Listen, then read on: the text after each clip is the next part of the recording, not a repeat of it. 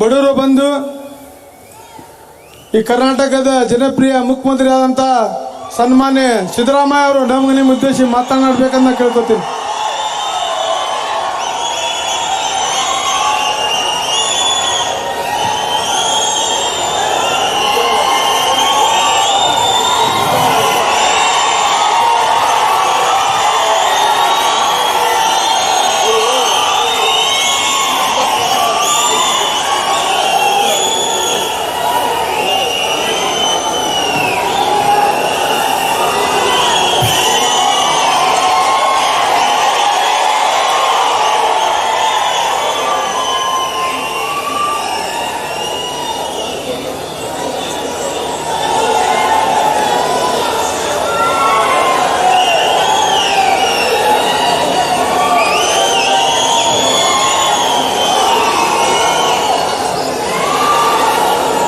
ಕೇಂದ್ರ ಸರ್ಕಾರದ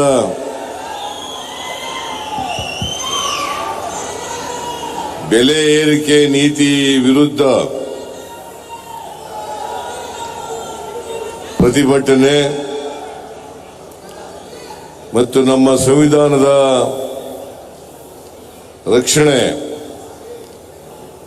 ಮಾಡಲಿಕ್ಕೋಸ್ಕರ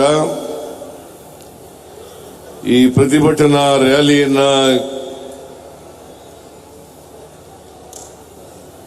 ಏರ್ಪಾಡು ಮಾಡಿದ್ದೇವೆ. ಈ ಪ್ರತಿಭಟನಾ ರ್ಯಾಲಿನಲ್ಲಿ ಭಾಗವಹಿಸಿರ್ತಕ್ಕಂಥ ಎಐಸಿಸಿ ಅಧ್ಯಕ್ಷರು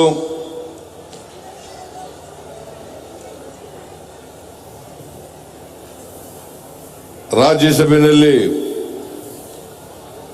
ವಿರೋಧ ಪಕ್ಷದ ನಾಯಕರು ಆದಂತ ಮಾನ್ಯ ಮಲ್ಲಿಕಾರ್ಜುನ ಖರ್ಗೆ ಅವರೇ,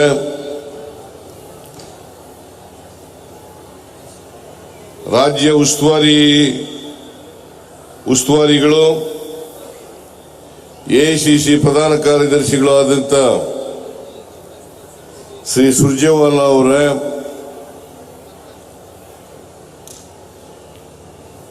ರಾಜ್ಯದ ಉಪಮುಖ್ಯಮಂತ್ರಿಗಳು ಪಿಸಿಸಿ ಅಧ್ಯಕ್ಷರು ಆದಂತ ಶ್ರೀ ಡಿ.ಕೆ. ಶಿವಕುಮಾರ್ ಅವರೇ, ಎಐಸಿಸಿ ಪ್ರಧಾನ ಕಾರ್ಯದರ್ಶಿಗಳು ರಾಜ್ಯಸಭಾ ಸದಸ್ಯರು ಆದಂತ ನಾಸೀರ್ ಹುಸೇನ್ ಅವರೇ, ಹುಬ್ಬಳ್ಳಿ ಧಾರವಾಡ ಜಿಲ್ಲೆಯ ಉಸ್ತುವಾರಿ ಸಚಿವರು ಕಾರ್ಮಿಕ ಸಚಿವರು ಆದಂತ ಸಂತೋಷ್ ಲಾಡ್ ಅವರೇ, ಹಿರಿಯ ಸಚಿವರಾದಂತ ಎಚ್.ಕೆ. ಪಾಟೀಲ್ ಅವರೇ, ಇನ್ನೊಬ್ಬರು ಸಚಿವರಾದಂತ ಶಿವಾನಂದ ಪಾಟೀಲ್ ಅವರೇ,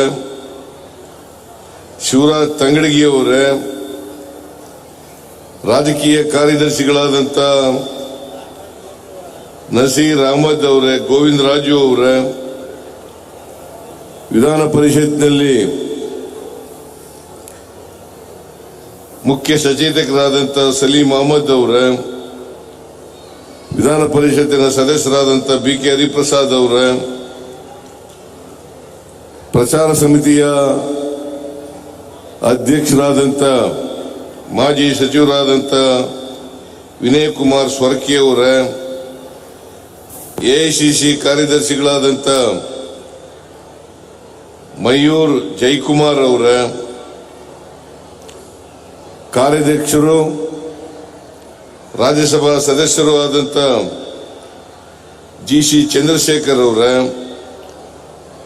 ವೇದಿಕೆ ಮೇಲಿರ್ತಕ್ಕಂಥ ಎಲ್ಲ ಮಾಜಿ ಸಚಿವರುಗಳೇ, ಹಾಲಿ ಶಾಸಕರುಗಳೇ, ಮಾಜಿ ಶಾಸಕರುಗಳೇ ಮತ್ತು ಪಕ್ಷದ ಎಲ್ಲ ಮುಖಂಡರುಗಳೇ ಹಾಗೂ ಜಿಲ್ಲಾ ಅಧ್ಯಕ್ಷರುಗಳೇ, ಇಲ್ಲಿ ಸೇರಿರ್ತಕ್ಕಂಥ ಆತ್ಮೀಯ ಕಾರ್ಯಕರ್ತ ಬಂಧುಗಳೇ, ತಾಯಂದಿರೇ, ಯುವಕ ಮಿತ್ರರೇ, ಮಾಧ್ಯಮದ ಗೆಳೆಯರೇ, ಇವತ್ತು ನಾವೆಲ್ಲ ಇಲ್ಲಿ ಸೇರಿರ್ತಕ್ಕಂಥದ್ದು ಕೇಂದ್ರ ಸರ್ಕಾರದ ಬೆಲೆ ಏರಿಕೆ ನೀತಿಯನ್ನ ವಿರೋಧ ಮಾಡಲಿಕ್ಕೋಸ್ಕರ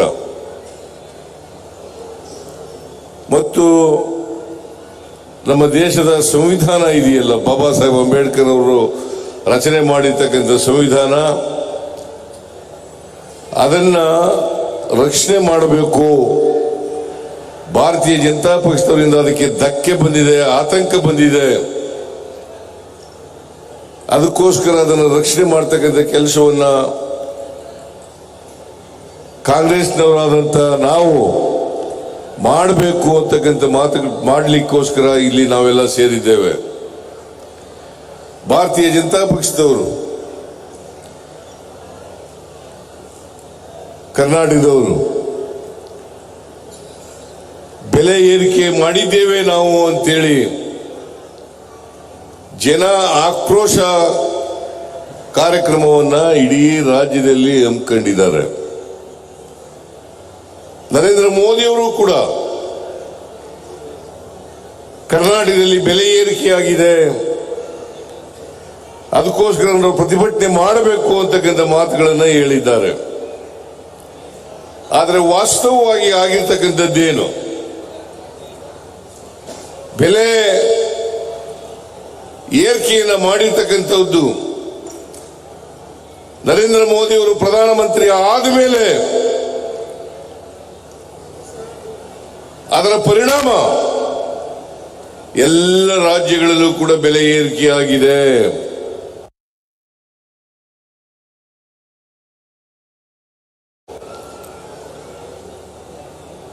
ಇದನ್ನ ಮುಚ್ಚಿಕೊಳ್ಳಿಕ್ಕೋಸ್ಕರ, ಅವರ ವೈಫಲ್ಯಗಳನ್ನು ಮುಚ್ಚಿಕೊಳ್ಳಿಕ್ಕೋಸ್ಕರ, ಅವರ ತಪ್ಪುಗಳನ್ನು ಮುಚ್ಚಿಕೊಳ್ಳಿಕ್ಕೋಸ್ಕರ ಜನಾಕ್ರೋಶ, ಬೆಲೆ ಏರಿಕೆಯ ವಿರುದ್ಧ ಜನಾಕ್ರೋಶವನ್ನು ಮಾಡ್ತೇವೆ ಅಂತೇಳಿ ಈ ರಾಜ್ಯದ ಜನರನ್ನ ತಪ್ಪು ದಾರಿಗೆ ಎಳೆಯತಕ್ಕಂಥ ಪ್ರಯತ್ನವನ್ನ ಭಾರತೀಯ ಜನತಾ ಪಕ್ಷದವರು ಮಾಡ್ತಾ ಇದ್ದಾರೆ.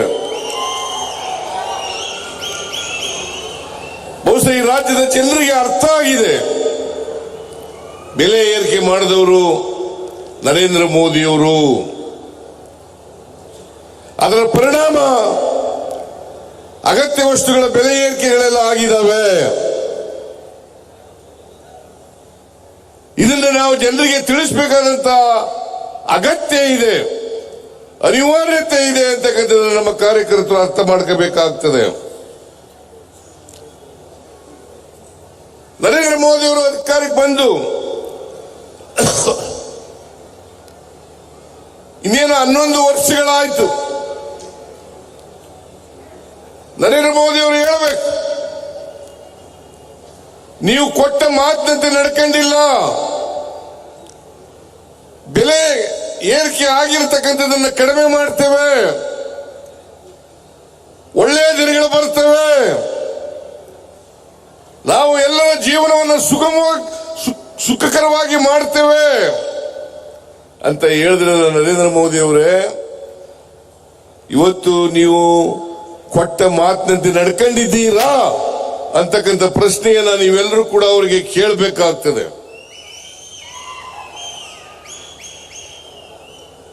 ನರೇಂದ್ರ ಮೋದಿ ಅವರು ಬರೀ ಒಂದು ಪದಾರ್ಥದ ಬೆಲೆ ಏರಿಸಲಿಲ್ಲ. ಪೆಟ್ರೋಲ್, ಡೀಸೆಲ್, ಗ್ಯಾಸ್, ಚಿನ್ನ, ಬೆಳ್ಳಿ, ಕಬ್ಬಣ, ಸಿಮೆಂಟು, ಅಗತ್ಯ ವಸ್ತುಗಳು, ಅಕ್ಕಿ, ಗೋಧಿ, ಬೇಳೆ, ಔಷಧಗಳು, ಗೊಬ್ಬರ, ಈಗ ಎಲ್ಲನೂ ಕೂಡ ನೀವು ಏರಿಸಿದ್ದೀರಿ.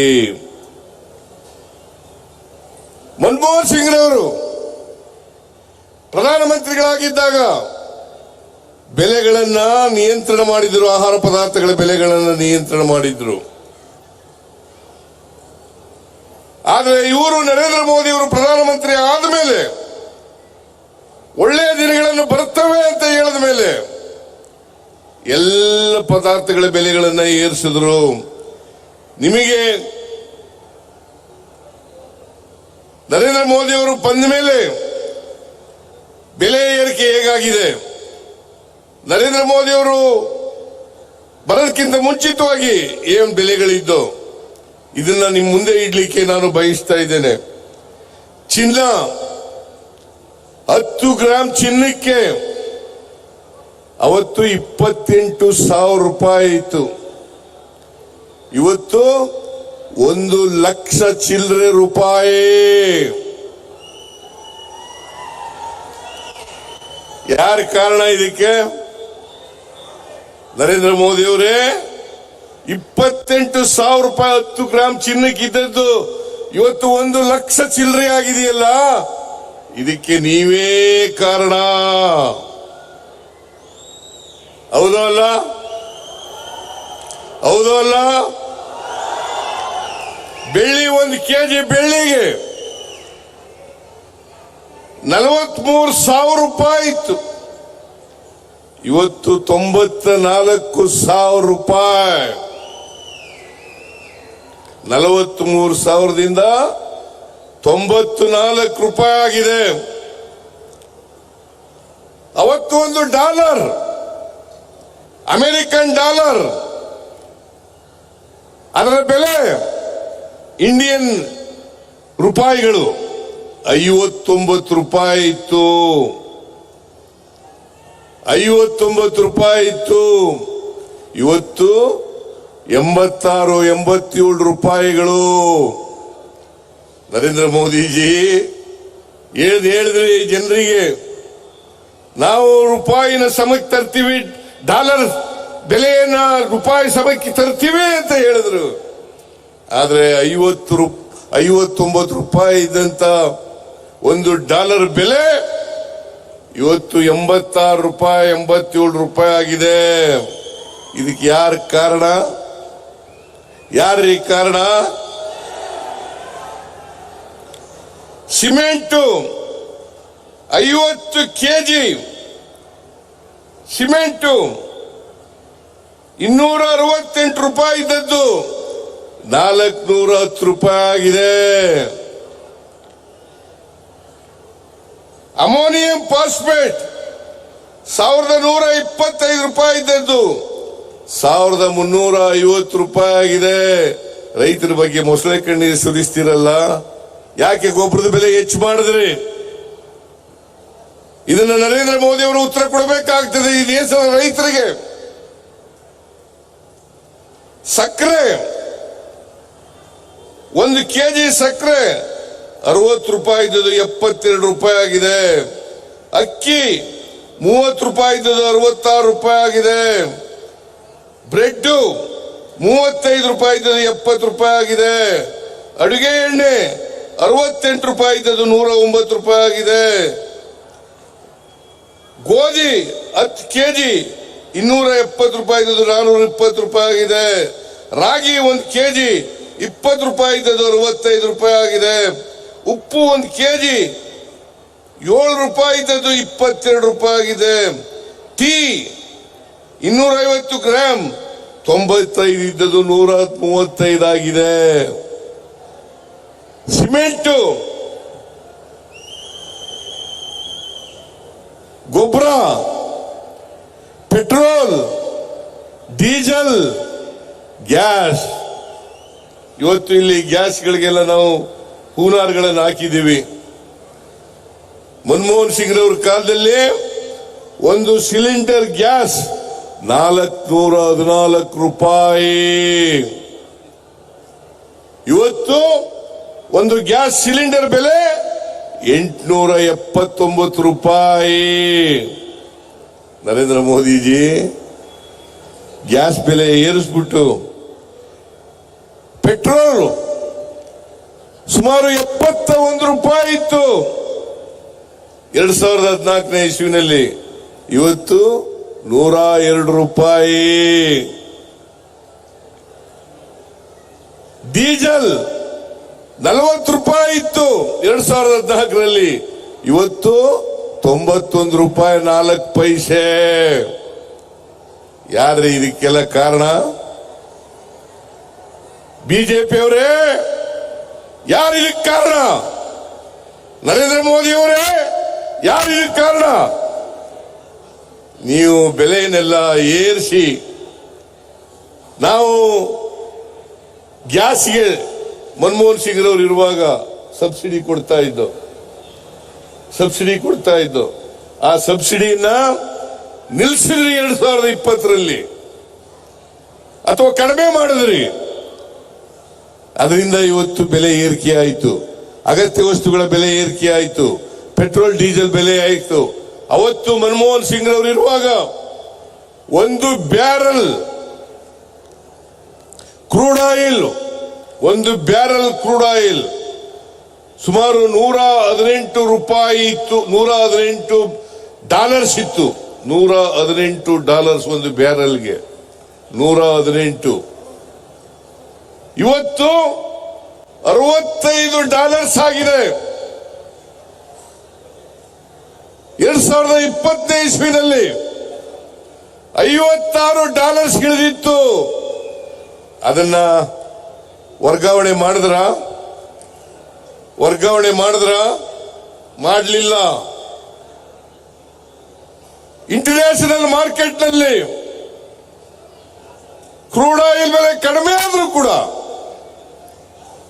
$1ಗೆ 40-50 ಕಡಿಮೆ ಆದ್ರೂ, ಒಂದು ಬ್ಯಾರಲ್ಗೆ 40-50 ಕಡಿಮೆ ಆದ್ರೂ ಕೂಡ ನೀವು ಕಡಿಮೆ ಮಾಡಲಿಲ್ವಲ್ಲ. ಅದರಿಂದ ಇವತ್ತು ಬೆಲೆ ಏರಿಸಿದವರು ಅವರು ಇವತ್ತು ನಮ್ಮ ಮೂತಿಗೆ ಹಾಕಿ ನೀವು ನಮ್ಮ ಮುಖದ ಮೇಲೆ ಏರಿಸ್ತಾ ಇದ್ದೀರಲ್ಲ, ನಾಚಿಕೆ ಆಗಲ್ಲ ನಿಮಗೆ? ಮಾನ ಮರ್ಯಾದೆ ಏನಾದ್ರು ಇದೆಯಾ ನಿಮಗೆ ಅಂತಕ್ಕಂಥದ್ದನ್ನ ಹೇಳ್ಬೇಕಾಗ್ತದೆ. ನಮ್ಮ ಕಾರ್ಯಕರ್ತರು ಧೈರ್ಯದಿಂದ ಹೇಳಬೇಕು. ಬೆಲೆ ಏರಿಕೆ ಮಾಡಿದವರು ನೀವು, ಪ್ರಹ್ಲಾದ್ ಜೋಶಿ ನೀವು ಮಾಡಿದ್ರಿ, ವಿಜಯೇಂದ್ರ ನೀವು ಮಾಡಿದ್ರಿ, ಅಶೋಕ ನೀವು ಮಾಡಿದ್ರಿ, ನಾವು ಮಾಡಲಿಲ್ಲ. ನರೇಂದ್ರ ಮೋದಿ ಅವರು ಮಾಡಲಿಲ್ಲ.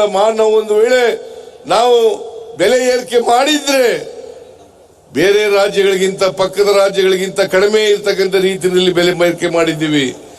ಹಾಲಿನ ಬೆಲೆ ಏರಿಸ್ಬಿಟ್ರು, $4 ಏರಿಸಿರೋದು ನಿಜ.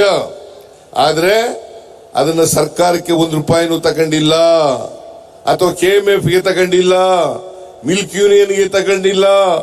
ಏನ್ $4 ಏರಿಸಿದೀವಿ ಅಷ್ಟೂ ಹಣವನ್ನ ರೈತರಿಗೆ ವರ್ಗಾವಣೆ ಮಾಡಿದ್ದೇವೆ. ಇದು ಸರಿನಾ ತಪ್ಪ?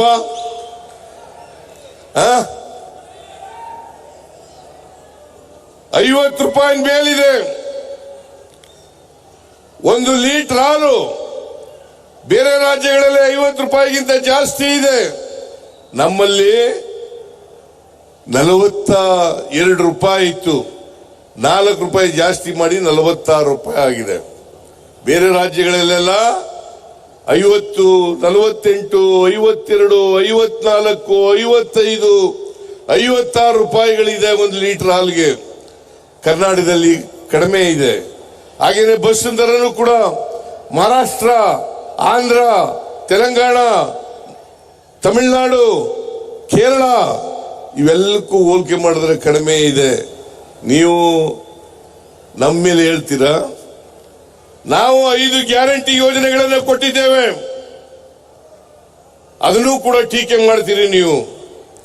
ಗ್ಯಾರಂಟಿ ಯೋಜನೆಗಳನ್ನು ಕೊಟ್ಟು ಕರ್ನಾಟಕದಲ್ಲಿ ಅಭಿವೃದ್ಧಿಗೆ ಹಣ ಇಲ್ಲ.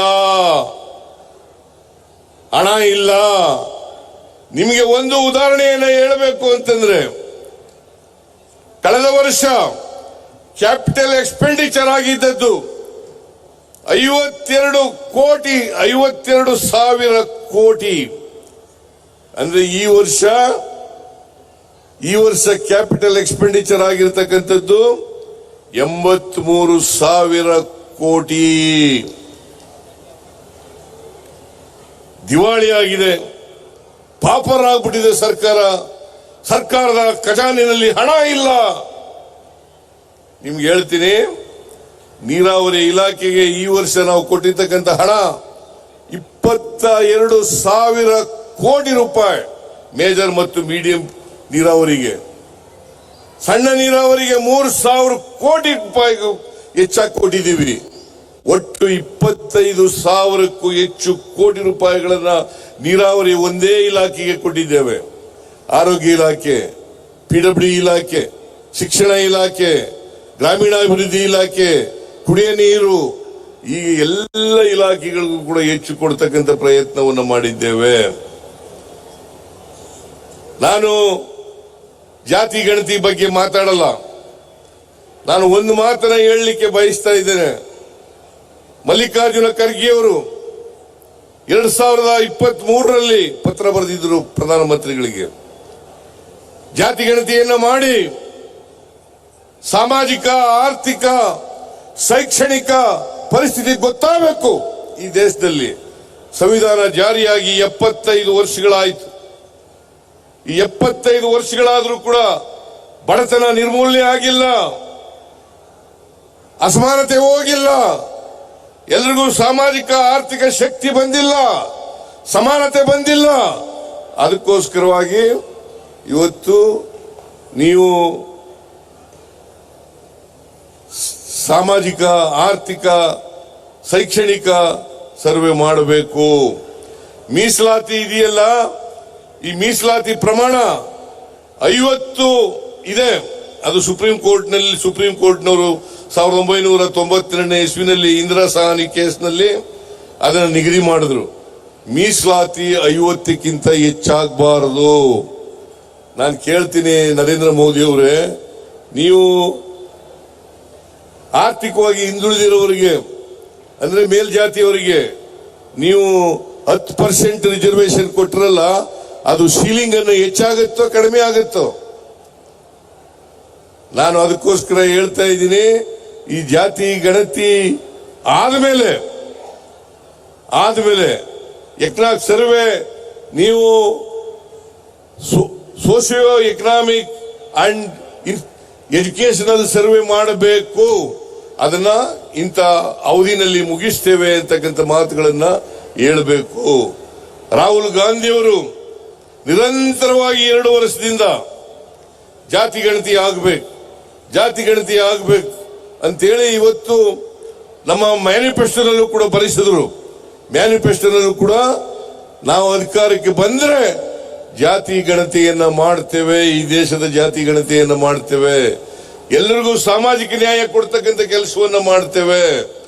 ಯಾರು ಇನ್ನೂ ಆರ್ಥಿಕವಾಗಿ, ಸಾಮಾಜಿಕವಾಗಿ ಶಕ್ತಿ ಬಂದಿಲ್ಲ ಅವರೆಲ್ಲರಿಗೂ ಕೂಡ ಆರ್ಥಿಕವಾಗಿ, ಸಾಮಾಜಿಕವಾಗಿ ಸಬಲತೆಯನ್ನ ಮಾಡ್ತೇವೆ ಅಂತಕ್ಕಂಥ ಮಾತುಗಳನ್ನ ಹೇಳಿದ್ರು. ಅದಕ್ಕೋಸ್ಕರ ನಾನು ಇವತ್ತು ಪ್ರೆಸ್ ಕಾನ್ಫರೆನ್ಸ್ ಮಾಡಿದೆ. ನಾನು ಖರ್ಗೆ ಅವರಿಗೆ, ರಾಹುಲ್ ಗಾಂಧಿ ಅವರಿಗೆ, ಕಾಂಗ್ರೆಸ್ನ ಎಲ್ಲ ವರಿಷ್ಠ ಪದಾಧಿಕಾರಿಗಳಿಗೆ ಧನ್ಯವಾದಗಳನ್ನು ಹೇಳಿದ್ದೇನೆ. ಅದನ್ನು ವಿಶೇಷವಾಗಿ ರಾಹುಲ್ ಗಾಂಧಿ ಅವರಿಗೆ ಧನ್ಯವಾದಗಳನ್ನು ಹೇಳಿದ್ದೇನೆ. ಅವರ ಒತ್ತಡದಿಂದ, ಮಲ್ಲಿಕಾರ್ಜುನ ಖರ್ಗೆ ಅವರ ಒತ್ತಡದಿಂದ ಇವತ್ತು ನಿನ್ನೆ ಏನು ಕ್ಯಾಬಿನೆಟ್ ನಲ್ಲಿ ತೀರ್ಮಾನ ಮಾಡಿದ್ದಾರೆ ಕೇಂದ್ರ ಸರ್ಕಾರ, ಬಹುಶಃ ಬಿಹಾರ್ನ ಎಲೆಕ್ಷನ್ ಕೂಡ ಬರ್ತಾ ಇದೆ. ಆ ಬಿಹಾರ್ನ ಎಲೆಕ್ಷನ್ ಕೂಡ ಗಮನದಲ್ಲಿ ಇಟ್ಟುಕೊಂಡು ಅವರಿಗೆ ಸಾಮಾಜಿಕ ನ್ಯಾಯದಲ್ಲಿ ನಂಬಿಕೆ ಇಲ್ಲ, ಸಾಮಾಜಿಕ ನ್ಯಾಯದ ಪರವಾಗಿಲ್ಲ. ನೀವು ನೋಡಿ 1925ನೇ ಇಸ್ವಿನಲ್ಲಿ RSS ಸ್ಥಾಪನೆ ಆಯಿತು. ಈಗ 100 ವರ್ಷಗಳಾಯಿತು. ಈ 100 ವರ್ಷಗಳ ಅವಧಿನಲ್ಲಿ ಯಾವತ್ತೂ ಕೂಡ ಸಾಮಾಜಿಕ ನ್ಯಾಯದ ಪರವಾಗಿ ಮಾತಾಡಿಲ್ಲ, ಸಂವಿಧಾನದ ಪರವಾಗಿ ಮಾತಾಡಿಲ್ಲ. ಸಾಮಾಜಿಕ ನ್ಯಾಯ ಯಾವ್ಯಾವ ಕಾಂಗ್ರೆಸ್ ಕೊಡ್ಲಿಕ್ಕೆ ಪ್ರಯತ್ನ ಮಾಡಿದೆ ಆ ಎಲ್ಲ ಕಾಲದಲ್ಲೂ ಕೂಡ ವಿರೋಧ ಮಾಡತಕ್ಕಂಥ ಕೆಲಸವನ್ನ ಅವರು ಮಾಡ್ಕೊಂಡು ಬಂದಿದ್ದಾರೆ. ಆದ್ರಿಂದ ಇವತ್ತು ನಾವು ನಮ್ಮ ಕಾರ್ಯಕರ್ತರು ಬಹಿರಂಗವಾಗಿ ಹೇಳಬೇಕು, ಧೈರ್ಯವಾಗಿ ಹೇಳಬೇಕು, ಯಾವುದೇ ಮುಲಾಜಿಲ್ಲದೆ ಹೇಳಬೇಕು. ಬೆಲೆ ಏರಿಕೆ ಮಾಡಿದವರು ಬಿಜೆಪಿಯವರು, ನರೇಂದ್ರ ಮೋದಿ ಅವರು, ಬಿಜೆಪಿಯ ಕೇಂದ್ರ ಸರ್ಕಾರ ಇವತ್ತು ಟ್ಯಾಕ್ಸ್ ಕಲೆಕ್ಷನ್ ಮಾಡ್ತಾರೆ. ನಮ್ಮ ರಾಜ್ಯದಿಂದ ಸುಮಾರು 5 ಲಕ್ಷ ಕೋಟಿ ರೂಪಾಯಿ ಪ್ರತಿ ವರ್ಷ ಟ್ಯಾಕ್ಸ್ ಕಲೆಕ್ಟ್ ಆಗುತ್ತೆ. 4.5 ಲಕ್ಷದಿಂದ 5 ಲಕ್ಷ ಕೋಟಿ ರೂಪಾಯಿ ನಾವು ತೆರಿಗೆ ಕೊಡೋದು. ಅವರು ನಮಗೆ ವಾಪಸ್ ಕೊಡ್ತಕ್ಕಂಥದ್ದು ಎಷ್ಟಪ್ಪ ಅಂತಂದ್ರೆ 60,000 ಕೋಟಿ. ಅಂದ್ರೆ ₹1 ನಾವು ತೆರಿಗೆ ಕೊಟ್ರೆ ನಮಗೆ ಬರ್ತಕ್ಕಂಥದ್ದು ಕೇವಲ 13 ಪೈಸೆಗಳು ಮಾತ್ರ. ಇದು ನ್ಯಾಯನಾ? ಇದು ನ್ಯಾಯನಾ? ಇದನ್ನ ಸಹಿಸ್ಕೋಬೇಕಾ ನಾವು? ಇದನ್ನ ನಾವು ಅರ್ಥ ಮಾಡ್ಕೋಬೇಕಾಗ್ತದೆ. ಸೆಸ್ ಕಲೆಕ್ಟ್ ಮಾಡ್ತಾರೆ, ಅದರಲ್ಲಿ ₹1 ನಮಗೆ ಕೊಡಲ್ಲ. ಸರ್ಚಾರ್ಜ್ ಕಲೆಕ್ಟ್ ಮಾಡ್ತಾರೆ, ಅದರಲ್ಲಿ ₹1 ನಮಗೆ ಕೊಡಲ್ಲ. ಎಲ್ಲನೂ ನಾವು ಕೊಡಬೇಕು, ಅವ್ರ ಹತ್ರ ಗ್ವಾಗರಿಬೇಕು. ಅನೌನ್ಸ್ ಮಾಡದದ್ದು ಕೂಡ ಕೊಡಲ್ಲ. 15ನೇ ಹಣಕಾಸಿನ ಆಯೋಗದಲ್ಲಿ ಹೇಳಿದ್ರು, ನಿಮಗೆ ಅನ್ಯಾಯ ಆಗಿದೆ, ಅನ್ಯಾಯ ಸರಿಪಡಿಸಲಿಕ್ಕೋಸ್ಕರವಾಗಿ ನಾವು 5,490 ಕೋಟಿ ರೂಪಾಯಿ ಕೊಡ್ತೀವಿ ಅಂತ ಹೇಳಿದ್ರು. ಆದರೆ ಕೊಡ್ಲಿಲ್ಲ. ಇವತ್ತಿನವರಿಗೆ ಪೆರಿಫೆರಲ್ ರಿಂಗ್ ರೋಡ್ಗೆ, ಬೆಂಗಳೂರಿನ ಪೆರಿಫೆರಲ್ ರಿಂಗ್ ರೋಡ್ಗೆ 3,000 ಕೋಟಿ ರೂಪಾಯಿ ಕೊಡ್ತೀವಿ ಅಂದ್ರು. ಇವತ್ತಿನವರೆಗೂ ಒಂದು ಪೈಸೆ ಕೊಡ್ಲಿಲ್ಲ. ಬೆಂಗಳೂರು ನಗರದಲ್ಲಿ ಕೆರೆಗಳ ಅಭಿವೃದ್ಧಿಗೆ 3,000 ಕೋಟಿ ಕೊಡ್ತೀವಿ ಅಂದ್ರು, ಕೊಡ್ಲಿಲ್ಲ. ಅಷ್ಟೇ ಅಲ್ಲ, ನಿರ್ಮಲಾ ಸೀತಾರಾಮನ್ ಅವರು ಬಜೆಟ್ನಲ್ಲಿ ಘೋಷಣೆ ಮಾಡಿದ್ರು. 23-24 ಬಜೆಟ್ನಲ್ಲಿ ಘೋಷಣೆ ಮಾಡಿದ್ರು, ಅಪ್ರಭದ್ರ ಯೋಜನೆಗೆ 5,300 ಕೋಟಿ ರೂಪಾಯಿ ಕೊಡ್ತೀವಿ ಅಂತ ಹೇಳಿ. ನಿಮ್ಮ ಬಸವರಾಜ ಬೊಮ್ಮಾಯಿ ಅವರು, ಈ ನಗರದವರೇ, ಬಸವರಾಜ ಬೊಮ್ಮಾಯಿ ಮುಖ್ಯಮಂತ್ರಿ ಆಗಿದ್ದವರು, ಅವರು ಕೂಡ ಬಜೆಟ್ ಮಂಡಿಸಿದಾಗ 23-24ರಲ್ಲಿ ಅದನ್ನು ಪುನರುಚ್ಚಾರ ಮಾಡಿ ಕೇಂದ್ರ ಸರ್ಕಾರ 5,300 ಕೋಟಿ ಕೊಡ್ತದೆ ಅಂತ ಹೇಳಿದ್ರು. ಇವತ್ತಿನವರಿಗೆ ₹1 ಕೊಡ್ಲಿಲ್ಲ. ಅದು ಬಜೆಟ್ ನಲ್ಲಿ ಹೇಳಿದ್ದು. ಹೀಗೆ ಕೇಂದ್ರ ಸರ್ಕಾರದಿಂದ ಅವ್ಯಾಹತವಾಗಿ ಕರ್ನಾಟಕ ಸರ್ಕಾರಕ್ಕೆ ಅನ್ಯಾಯ ಆಗ್ತಾ ಇದೆ. ಇವತ್ತು ಜನ ಬೆಲೆ ಏರಿಕೆಯಿಂದ ತತ್ತರಿಸಿದ್ದಾರೆ. ಬಡವರು, ಸಾಮಾನ್ಯ ಜನ ಬದುಕದೇ ಇರತಕ್ಕಂಥ ಪರಿಸ್ಥಿತಿ ನಿರ್ಮಾಣ ಆಗಿದೆ. ಇದಕ್ಕೆಲ್ಲ ಕಾರಣ ನರೇಂದ್ರ ಮೋದಿಯವರ ಸರ್ಕಾರ. ಇದನ್ನ ನೀವು ಧೈರ್ಯವಾಗಿ ಹೇಳ್ತಕ್ಕಂಥ ಆ ಬೆಲೆ ಏರಿಕೆಯನ್ನು ಖಂಡಿಸ್ತಕ್ಕಂಥ ಸಂವಿಧಾನ ಇವತ್ತು ಸಮಾಜದಲ್ಲಿ ಬೆಂಕಿ ಹಚ್ಚಿಸ್ತಕ್ಕಂಥ ಕೆಲಸವನ್ನು ಮಾಡಿದ್ದಾರೆ. ಜಾತಿಗಳನ್ನ ಎತ್ತಿಡ್ತಕ್ಕಂಥ ಕೆಲಸವನ್ನು ಮಾಡ್ತಾ ಇದ್ದಾರೆ. ಸಂವಿಧಾನದ ಬಗ್ಗೆ ಕಿಂಚಿತ್ತೂ ಅವರಿಗೆ ಗೌರವ ಇಲ್ಲ. ಯಾಕಂತಂದ್ರೆ ಬಾಬಾ ಸಾಹೇಬ್ ಅಂಬೇಡ್ಕರ್ ಅವರು ಕೊಟ್ಟಿರ್ತಕ್ಕಂಥ ಸಂವಿಧಾನ. ಈ ಸಂವಿಧಾನ ಹೇಗಾದ್ರೂ ಮಾಡಿ ರೀರೈಟ್ ಮಾಡಬೇಕು ಅಂತಕ್ಕಂಥದ್ದು ಅವರ ಉದ್ದೇಶ. ಸಂವಿಧಾನದಿಂದ ಇವತ್ತು ನಾವೆಲ್ಲರೂ ಕೂಡ ಉಳಿದಿದ್ರೆ ಸಂವಿಧಾನ ಕಾರಣ. ಸಂವಿಧಾನವನ್ನು ನಾವು ರಕ್ಷಣೆ ಮಾಡಿದ್ರೆ ಸಂವಿಧಾನ ನಮ್ಮನ್ನು ರಕ್ಷಣೆ ಮಾಡ್ತದೆ. ಆ ಕೆಲಸಕ್ಕೋಸ್ಕರ ಸಂವಿಧಾನ ಅವ್ರಿಗೇನು ಈ ದೇಶದ ಬಗ್ಗೆ ಅವರಿಗೆ ಕಾಳಜಿ ಇಲ್ಲ, ಮೂರ್ಖಾಸನ ಕಾಳಜಿ ಇಲ್ಲ. ಈ ದೇಶಕ್ಕೆ ಸ್ವಾತಂತ್ರ್ಯ ತಂದುಕೊಟ್ಟವರು ಕಾಂಗ್ರೆಸ್. ಈಗಾಗಲೇ ಖರ್ಗೆ ಅವರು ಹೇಳಿದ್ದಾರೆ, ಯಾರು ಕೂಡ ಒಬ್ಬ ವ್ಯಕ್ತಿ ಕೂಡ ಸ್ವಾತಂತ್ರ್ಯ ಹೋರಾಟದಲ್ಲಿ ಭಾಗಿಯಾಗಿರಲಿಲ್ಲ, ಸ್ವಾತಂತ್ರ್ಯ ಹೋರಾಟಕ್ಕೋಸ್ಕರ ಪ್ರಾಣ ಕಳ್ಕೊಂಡಿರಲಿಲ್ಲ, ಯಾರು ಹುತಾತ್ಮರಾಗಿಲ್ಲ. ಇವತ್ತು ದೇಶಕ್ಕೆ ಸ್ವಾತಂತ್ರ್ಯ ತಂದುಕೊಟ್ಟವರು ಕಾಂಗ್ರೆಸ್ ಪಕ್ಷ. ಅನೇಕ ಜನಪರ ಕಾರ್ಯಕ್ರಮಗಳನ್ನು ಮಾಡಿರ್ತಕ್ಕಂಥದ್ದು ಕಾಂಗ್ರೆಸ್ ಪಕ್ಷ. ಇದನ್ನ ಉಳಿಸಿಕೊಂಡು ಬೆಳೆಸಿಕೊಂಡು ಹೋಗ್ತಕ್ಕಂಥದ್ದು ಕಾಂಗ್ರೆಸ್ ಇರಾದ ನಾವೆಲ್ಲರ ಕರ್ತವ್ಯ ಅಂತಕ್ಕಂಥ ಮಾತುಗಳನ್ನು ಹೇಳಿ ಇವತ್ತು ಸಂವಿಧಾನವನ್ನು ಉಳಿಸೋಣ. ಬೆಲೆ ಏರಿಕೆಯನ್ನು ಬಿಜೆಪಿಯವರು ನಾಟಕ ಆಡ್ತಾ ಇದ್ದಾರೆ. ಈ ನಾಟಕವನ್ನ ಬಯಲು ಮಾಡ್ತಕ್ಕಂಥ ಕೆಲಸವನ್ನ ಮಾಡೋಣ ಅಂತಕ್ಕಂಥ ಮಾತುಗಳನ್ನು ಹೇಳಿ ಇವತ್ತು ನೀರಾವರಿ ಯೋಜನೆಗಳಿದೆಯಲ್ಲ, ಮಾದಾಯಿ ಇದೇ ಹುಬ್ಬಳ್ಳಿನಲ್ಲಿ 2017ರಲ್ಲಿ ಇವರು ಯಡಿಯೂರಪ್ಪನವರು ಮುಖ್ಯಮಂತ್ರಿ ಆಗೋಕ್ಕಿಂತ ಮುಂಚಿತವಾಗಿ ಹೇಳಿದ್ರು, ನಾವು ಅಧಿಕಾರಕ್ಕೆ ಬಂದ ತಕ್ಷಣವೇ ಮಹದಾಯಿ ಯೋಜನೆಯನ್ನ ಜಾರಿ ಮಾಡ್ತೀವಿ. ಇವರು ಗೋವಾದ ಮುಖ್ಯಮಂತ್ರಿಗಳು ಒಪ್ಕೊಂಡಿದ್ದಾರೆ. ಅಂತ ಸುಳ್ಳು ಹೇಳಿದ್ರು. ಇವತ್ತಿನವರಿಗೆ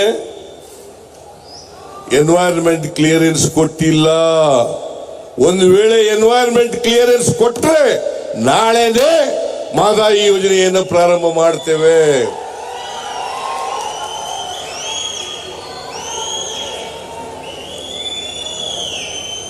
ಹಾಗೇನೆ ಕೃಷ್ಣ ಮೇಲ್ದಂಡೆ ಯೋಜನೆ ಏನಾಗಿಲ್ಲ ಅವ್ರ ಕೈನಲ್ಲಿ. ಮೇಕೆದಾಟು ಬಗ್ಗೆ ಒಪ್ಪಿಗೆ ಕೊಟ್ಟಿಲ್ಲ. ಸುಮ್ಮನೆ ನೆಪ ಹೇಳ್ತಾರೆ. ತಮಿಳುನಾಡಿನವರು ನಿಮ್ಮ ಸ್ನೇಹಿತರು, ಅವ್ರ ಹತ್ರ ಮಾತಾಡಿ. ನೀವು ನೀರಾವರಿನೇ ಅವರಿಗೆ ರಾಜಕೀಯ ಇರ್ತಕ್ಕಂಥದ್ದು. ಅದರಿಂದ ಕೇಂದ್ರ ಸರ್ಕಾರ ನಾವು ಒಕ್ಕೂಟದ ವ್ಯವಸ್ಥೆಯಲ್ಲಿ ಇರ್ತಕ್ಕಂಥದ್ದು.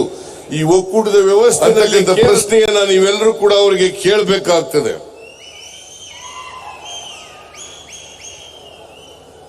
ನರೇಂದ್ರ ಮೋದಿ ಅವರು ಬರೀ ಒಂದು ಪದಾರ್ಥದ ಬೆಲೆ ಏರಿಸಲಿಲ್ಲ.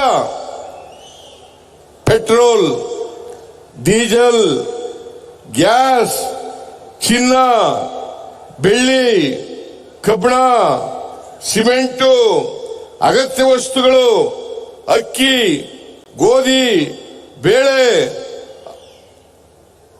ಔಷಧಗಳು, ಗೊಬ್ಬರ, ಈಗ ಎಲ್ಲನೂ ಕೂಡ ನೀವು ಏರಿಸಿದ್ದೀರಿ.